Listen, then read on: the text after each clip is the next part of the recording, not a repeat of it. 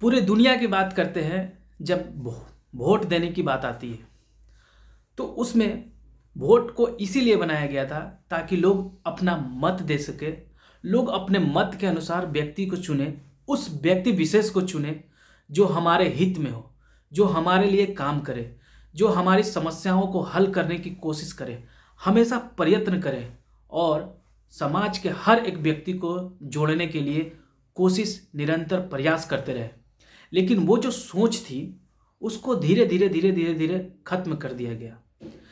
हम राजतंत्र में जी रहे थे, लेकिन हमने सोचा कि उस राजतंत्र को खत्म करके हम प्रजातंत्र में आए।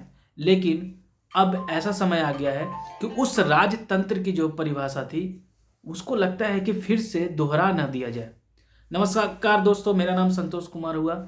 जय हिंद और आप देख रहे द संतोष वॉइस। तो आज हम इस कड़ी में बात करने वाले हैं जो एक घटना अभी चल रही है, वो है चंडीगढ़ में जो मेयर की चुनाव हुई उसमें जो धांधली हुआ, जो कैमरा के विजुअल में वो चीज़ें आ गई, वो सामने सभी लोगों के सामने प्रदर्शित हो रही है, जिसमें सुप्रीम कोर्ट ने बहुत ही कड़ा तीखा प्रहार करते हुए बोला कि ये लोकतंत्र के लिए खतरा है।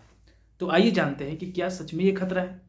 क्या ये खतरा पहली बार बनी है या इससे पहले जब से देश आज़ाद हुआ वो खतरा हमेशा लोगों के सामने देखने को मिलता रहा। समय के साथ जब जब चुनाव आया तब तक हर एक व्यक्ति जो खड़ा होता है वोट मांगने के लिए, वो चाहता है कि मैं ही जीतूं और इसके लिए न जाने कितनी हथकंडे अपनाता है। चाहे तो वो अपना पावर दिखाने की कोशिश करता है, चाहे वो पावर को मिस यूज करके वो चाहता है कि हम कब्जा कर ले वोट बैंकिंग पर। जैसे पहले बैलेट पेपर की यूज हुआ करती थी तो लोगों को ये शक हुआ कि ये बाहुबली है और वो अपने बाहुबल का इस्तेमाल करता है, लोगों को बूथ पर भेजता है और जाकर ठप्पा लगा कर अपने ओर सारे जो भी वोट उसके अगेंस्ट में मिले रहते हैं उसको भी अपने ओर लेने की कोशिश करता है। और ये सिलसिला एक नहीं हजारों ऐसे केसेस हैं जो देखने को मिला। या तो आप छोटे लेवल पर चुनाव देख ले या फिर बड़े लेवल पर चुनाव देख ले, हर एक घटना देखने को मिलती ही थी। फिर समय के साथ हर चीज़ परिवर्तन करता है और हम जानते हैं कि परिवर्तन ही संसार का नियम है।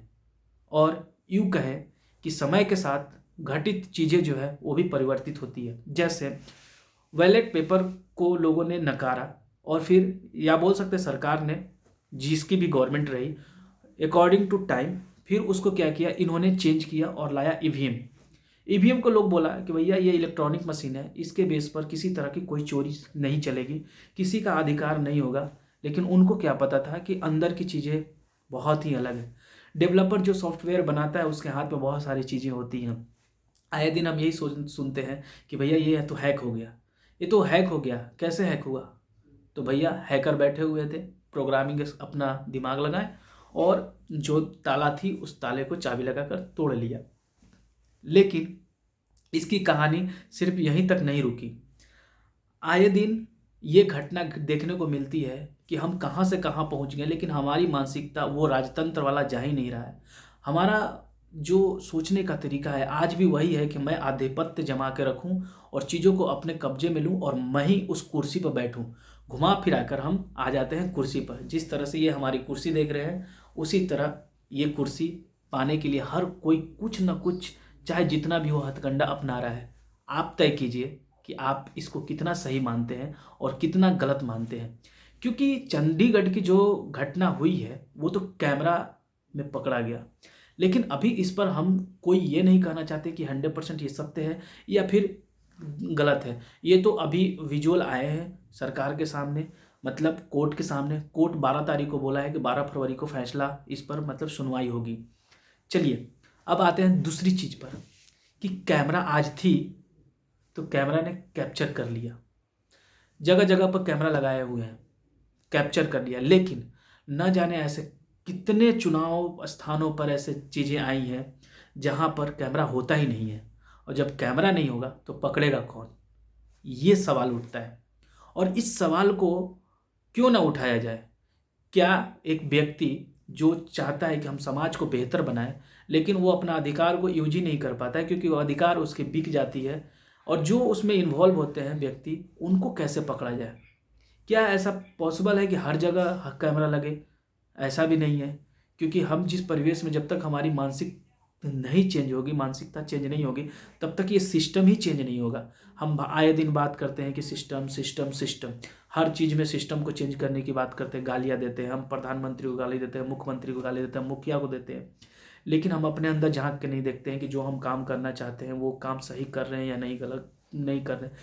और दूसरी चीज़, सिर्फ एक व्यक्ति पर ये लागू नहीं होता है, ये हर एक व्यक्ति पर लागू होता है जो अपने आप को इन्वॉल्वमेंट मानता है, इस समाज का एक हिस्सा मानता है। तो हम आखिर करें तो क्या करें, समझ में ही नहीं आ रहा है कि हम जो जिसको वोट दे रहे हैं उसको चुन नहीं पा रहे हैं, जिसको चुन रहे हैं वो इधर से उधर पलट जा रहा है। आप बिहार की घटना को देख लीजिए, महाराष्ट्र की घटना को देख लीजिए, राजस्थान की देख लीजिए, फिर यार मध्य प्रदेश की घटना को देखिए। हम वोट किसी और नेता को दिए, वो व्यक्ति जाके कहीं और मिल गया, और फिर वो जिसके अगेंस्ट में खड़ा थे, फिर आके मालूम चलता है कि वही हम पर आधिपत्य जमा के राज कर रहा है और 5,000 से 5,000 करोड़ रुपया का मालिक बन चुका है।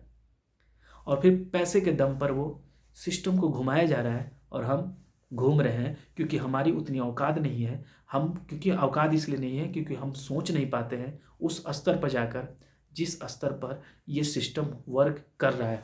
और कहा गया है ना दोस्तों, अकेला चना भाड़ नहीं फोड़ता है। इसका मतलब अकेला अगर चना जो होता है ना, वो कभी अपने आप को जो हम लोग खाते हैं उस रूप में नहीं आता, क्योंकि उसको भी एक संगठित चाहिए, समाज चाहिए, समूह चाहिए, और वो समूह ही नहीं है। इस पर विचार कीजिए। मैं आप पर छोड़ के जाता हूँ कि आपका क्या मत है। आप कमेंट सेक्शन में आप मेरे कहे हुए बातों को आप कितना सहमत होते हैं, या फिर आपका कुछ और राय है। मैं उम्मीद करता हूँ कि आप ज़्यादा से ज़्यादा हमारे वीडियो को शेयर करेंगे जब आपको अच्छा लगेगा तब। मैं ये नहीं बोलता, यदि आपको अच्छा लगे तो लाइक कीजिए और शेयर कीजिए। बाकी आगे की बातों को आप जानते हैं। तब तक के लिए धन्यवाद। मिलते हैं नए वीडियो में और एंजॉय करते हैं। और सबसे इम्पोर्टेंट चीज़, फिजिकल एक्टिविटी करना ज़रूरी है आपको, हमें, हमारे बच्चों को, हमारे परिवार को और हमारे सिस्टम मतलब पूरे समाज को। फिर मिलते हैं नए वीडियो में। धन्यवाद।